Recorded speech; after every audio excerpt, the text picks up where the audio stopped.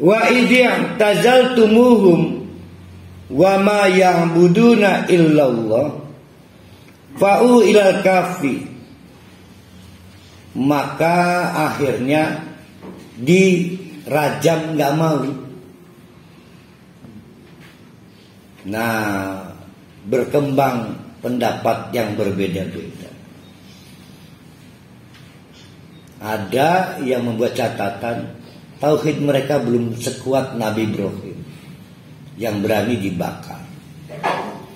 Kalau Nabi Ibrahim kan milih dibakar. Sebab bisa jadi pilihannya pura-pura kafir Nabi Ibrahim. Tapi ternyata nggak mau berpura-pura. Pura-pura kafir nggak mau, pura-pura beriman nggak mau. Apa anaknya beriman, maka dibakar. Nah, anak-anak ini belum setara Nabi Ibrahim. Satu. Ada pendapat kedua. Kenapa mereka kabur? Karena mereka diperintahkan Allah untuk kabur. Berarti ketika mereka berdoa tadi, itu dijabah oleh Allah, yaitu min amrina rasyada. Kebayang gak oleh bapak-bapak, ibu-ibu, jam terbang kesalahan anak muda ini berapa nih? Belum banyak, tapi langsung dijabah doanya itu. Nah, ini menarik nih kajian ini. Jadi jangan tidak percaya diri berdoa pada Allah. Kita apa ya? Salah kita tembekan. Karena Allah yang punya kekuasaan. Buktinya anak muda ini enggak lo respon, langsung direspon. Sehingga dalam keadaan kepepet, dilucuti, lalu dihadapkan pada fakta, kamu akan saya bawa dan akan ada eksekusi mati, rajam. Malah kata Allah, kabur. Karena nyuruh kabur itu Allah dan itu bagian dari ijabah doa, maka cara kaburnya enggak serumit para hali kabur.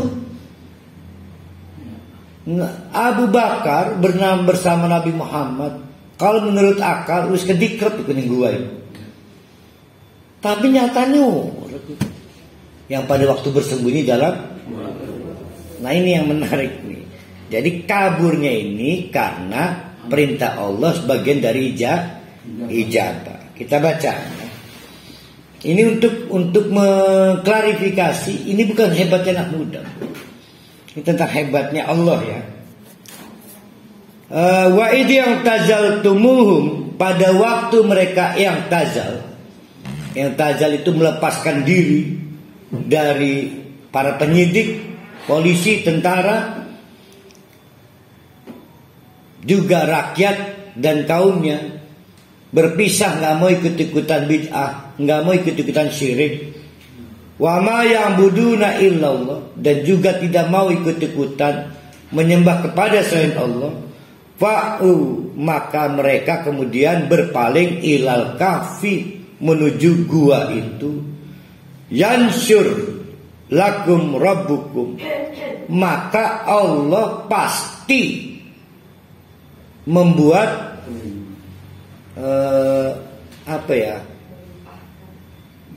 mencurahkan kepada mereka sebagian rahmatihi, belas kasihan Allah. Maka dengan belas kasihan Allah itu tidak punya tempat, dikasih tempat. Mungkin guanya sempit, bertujuh, dibuat lapang. Mungkin panas, maka dibuka sehingga angin bisa masuk. Mungkin matahari bikin gosong, kalau secara konstan tertib menyoroti pada pagi hari itu dari arah timur, pada saat sore hari dari arah barat. Mungkin sebelah kanan gosong, sebelah kiri dari kaki ke atas gosong.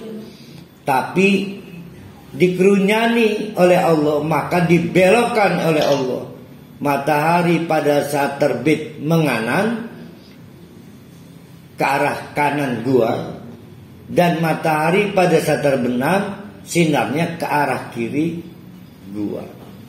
Bahkan kalau kita itu tidur, misal ora obah-obah, mustahil ora obah, pacan obah, dan yang ngobah itu Allah. Pasti darah tidak mengalir ke banyak tempat, kegencet, sehingga kau ini jemper kan, ya kan? Maka Allah itu ngurunyani patata. Patata ini mau sadar bahwa jere rabi ini usrek amat, padahal malaikat itu lagi sing bolak balik. Saya nggak paham ya, tidur sama Pak Manar gitu. Jeresek deh. Padahal malaikat sing ubah-ubah itu uangnya murah apa? Kebaikan Allah dan karunia Allah. Sebab lah menurut mekonon jemper, getik kejepit. Begitulah Allah secara tertib membulak-balikan anak-anak itu. Karena ini soal turu 309 tahun. Maka dibalik kanan, dibalik kiri, umpama ting-ting kubating, patata nonton, pasti mulai kebisir-bisir patata itu. Ngelihat anak-anak itu karena tidurnya matanya melek. Belok lagi sini, belok lagi ke sini. Kabur, itu udah diambil jawab. Itulah cara Allah agar siapapun yang tanpa sengaja kepergok ke gua itu tidak boleh berlama-lama menyaksikan yang kabur. Dibikin takut, maka matanya tidak dibikin ditutup oleh Allah. Lalu singgawi turu apa? Singgawi turu adalah fadoroba ala azanihim, bunyi-bunyian yang menimbulkan harmoni dan konstan dari ibu jadi-jadian. Seperti ibu meninabobokan anaknya dengan kebajikan. Matanya manusia habis turu bocah mekun. Kau bisa tidur karena terpengaruh oleh bunyi-bunyian itu. Nina bobo turu gak jadi bonekanya. Karena apa ibunya ke dalam mata padahal bocah habis turu itu. Jadi ada situasi daripada mata tertutup lebih cepat pikirannya tidur daripada motoriknya. Nah itu kekuatan fadoroba ala azanihim. Nah hikmahnya karena lebih cepat pikiran dan jiwanya tidur, mata tidur merem, sehingga siapapun andai kata mergoki mungkin penggembala sengaja pasti kabur, bahkan gina cerita kebelepotan, keburu sawang, balik-balik di kampung anak, orang bisa cerita. Dibikin oleh Allah sawan be. Sehingga percuma beruang ceritanya karena dianggap wong edan. Nah ini hikmahnya dan bertahan 309 tahun. Ya Allah hebat ya. Andai kata para hali gue masalah menawi digawe konon ya. Jadi digawe kalingan masalah. Maka yang syurlakum rabbukum min rahmati itu cuma sebagian belas kasihan Allah. Wa yuhayyi lakum min amrikum mirfaqan. Dan jangan khawatir dapat garanti dari Allah. Apa garantinya? Urusan tetek bengek itu mirfaqan. Digawe ringan. Mirfaqan itu ilal marafiqi. Sikut. Lamun wong kempleng sikut itu bisa ngangkat. Kempleng setruk kenen. Tapi lamun cekas ngangkat. Gampang kan? Nah ini namanya mirfaqan.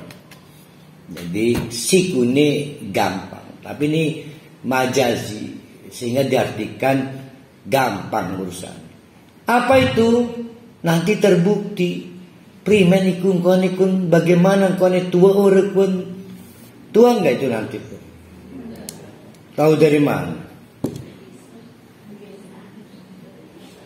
Karena anak-anak ini dibuat tidur oleh Allah pada waktu matahari terbit.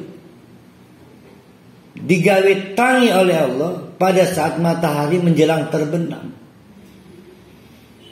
Lamun iku ngelihat jari para hali di sedina hanya kita turikian. Karena barang ngedeleng menjelang terbenam.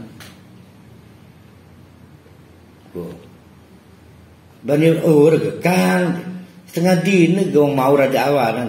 Lah iyalah antara sedini kalau setengah dini. Berarti tidak ada tanda-tanda fisik jenggot mutik tinggal balung langsung berubah. Bukan lamun uang ikim kenen ke. Ih kita kan wis ahli ya umur itu. Iki mah dicekel di bilang suwe kini turukin tengah dini kan karena nggak ada yang aneh dari fisik kita. Artinya secara jasadi tidak ada yang berubah. Walaupun 309 itu ditidurkannya bukan usianya. Nah ini kegagalan Buneng Yati Enda. Cuma Buneng Yati Enda yang tambah tidur tambah usia. Si 7 pemuda ini tambah tidur tidak tambah usia. Lam yatasannan, tidak bertambah tahun-tahunnya. Nah, pengen. Maka mintalah ditidurkan oleh Allah. Karena bukan kita yang pengen tidur, Allah. Jadi ketika Allah itu menghentikan hukum sebab akibat, maka tidur tidak masuk sebab akibat tambah umur. Berhenti aja. Wah gede waktu ke nomor pira 18 lahir ditanya ke nomor 18 mana mau berhenti hukum sebab akibat. Lam yatasanna, tidak bertambah tahun-tahunnya. Jadi kenapa Buneng tambah turun tambah umur? Ya karena tidur masuk dalam sebab akibat. Ini memang maka disebut ajaban. Tapi bukan hanya itu keajaiban Allah. Keajaiban Allah itu adalah Buneng tidur tambah usia. Itu keajaiban Allah itu. Gimana cara menjelaskan? Buneng gak menganggap ajaib karena biasa. Nih saya lihat, perhatikan. Jatuh kemana nih? Ini keajaiban loh. Menjadi gak ajaib karena biasa Buneng lihat.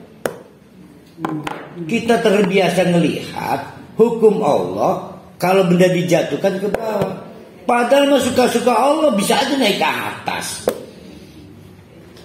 Yang biasa kita lihat benda dijatuhkan ke bawah, sehingga hilang keajaibannya. Semua yang diberlakukan Allah itu ajaib. Karena kita gak bisa apa-apa. Ini aja lagi dibiarkan Allah jatuh nih. Coba kalau nggak dibiarkan oleh Allah, menjadi kebalik ini ke atas ini. Jadi Buneng bisa tambah usia karena tidur, itu keajaiban Allah. Cuma keajaibannya hilang gara-gara terbiasa Buneng lihat. Radigati ya. Nah kita besok pulang karena Radigati. Yang menjelaskan tidak itu ada. Hah? Yang menjelaskan tidak tambah usia tambah umur ada nggak? Nah nanti belum nyampe ayatnya kan.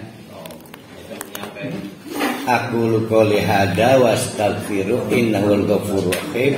Assalamualaikum warahmatullahi wabarakatuh.